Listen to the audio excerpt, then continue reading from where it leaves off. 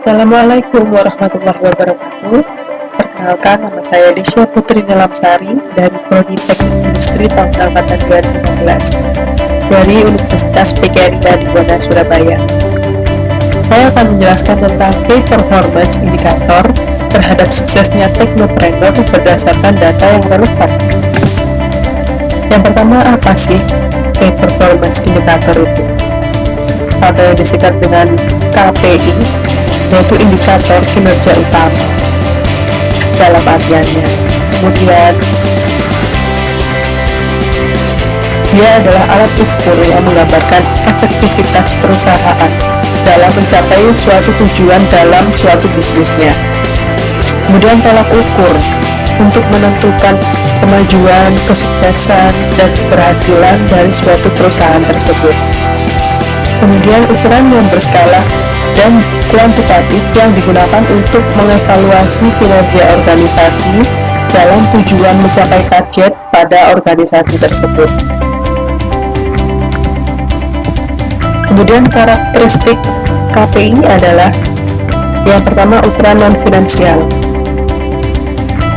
Kemudian ukuran yang sering digunakan yaitu regular measurements. Dan yang ketiga adalah ukuran yang diketahui oleh manajemen.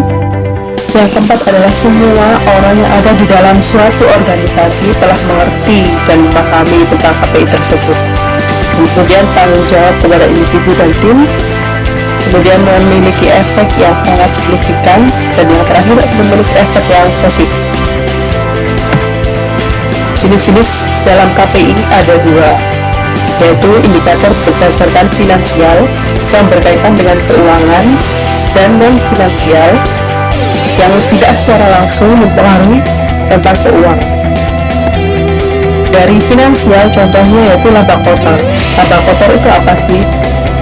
Laba kotor yaitu mengukur jumlah uang yang tersisa dari pendapatan setelah dikurangi harga pokok penjualan atau HPP. Kemudian contoh dari non-finansial yang tidak secara langsung mempengaruhi keuangan yaitu seperti perputaran tenaga kerja, matriks kepuasan pelanggan, rasio pelanggan berulang terhadap pelanggan baru, dan pangsa pasar. Kemudian setelah mengetahui tentang KPI, kita mengetahui tentang teknopreneur itu apa sih? Teknopreneur adalah gabungan dari teknologi dan entrepreneur, yaitu entrepreneur yang melibatkan teknologi tinggi dalam bisnisnya. Kemudian teknopreneur itu adalah sang pencipta pekerjaan, bukan yang mencari pekerjaan. Kemudian awal pengembangan usaha teknopreneur ini terdapat tips yaitu 3P plus 2P. Apa sih 3P itu? 3P adalah yang pertama place, program, dan people. Place dalam artian wadah untuk membangun usaha, bukan hanya sekedar tempat, tetapi wadah dari usaha tersebut. Kemudian yang kedua yaitu program. Program yaitu perencanaan. Program untuk kedepannya itu seperti apa. Dan kemudian people adalah orang yang ahli dalam pemrograman. Kita membutuhkan orang yang ahli dalam pemrograman, desainer, media sosial, dan seseorang yang komunikatif.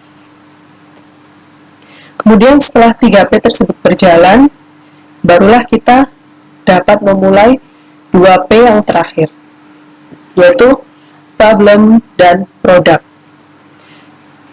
Problem adalah saat kita menganalisis masalah di sekitar untuk menciptakan peluang dari permasalahan tersebut. Jadi kita harus melihat apa yang sedang bermasalah di sekitar kita. Nah, kemudian setelah kita mengetahui masalah dari sekitar kita, maka P yang kedua adalah produk. Kita dapat menciptakan produk untuk mengatasi masalah tersebut. Kemudian data yang relevan. Apa sih data yang relevan itu? Relevan adalah kait-mengait atau bersangkut paut. Kemudian data adalah beberapa catatan dari kumpulan fakta yang artinya data relevan adalah catatan dari kumpulan fakta yang berhubungan langsung dengan persoalan yang diteliti. Kemudian Key Performance Indicator, suksesnya teknopreneur berdasarkan dari data yang relevan ini adalah yaitu kunci sukses atau keberhasilan suatu wirausaha atau entrepreneur berbasis digital untuk melakukan indikator pengukuran kinerja baik dalam indikator finansial maupun non-finansial berdasarkan catatan kumpulan fakta atau yang disebut dengan data. Dari data tersebut bukan hanya sekedar indikator angka-angka yang disajikan dalam rasio, persentase, indeks, dan nilai. Maka di balik tersebut, yang data yang dicari adalah angka-angka yang bermakna, yaitu makna tentang kepuasan pelanggan, produktivitas pekerja, kepuasan pekerja, efisiensi biaya produksi, ketepatan pengantaran produk, keandalan teknologi, inovasi dan pengembangan bisnis, pembelajaran dan pertumbuhan, profitabilitas, dan penguasaan pangsa pasar. Kurang lebihnya, saya mohon maaf. Sekian dari saya. Terima kasih. Wassalamualaikum warahmatullahi wabarakatuh.